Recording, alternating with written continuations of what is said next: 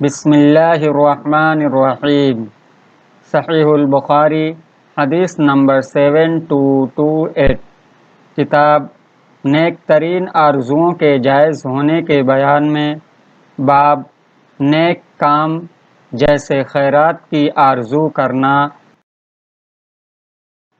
حضرت ابو ہریرہ رضی اللہ تعالی عنہ سے روایت ہے کہ نبی کریم صلی اللہ علیہ وسلم نے ارشاد فرمایا، اگر میرے پاس احد پہاڑ کے برابر سونا ہوتا تو میں پسند کرتا کہ اگر ان کے لینے والے مل جائیں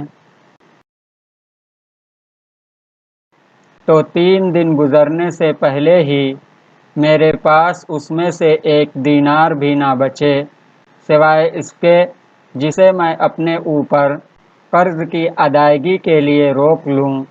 صحیح البخاری حدیث نمبر 7228۔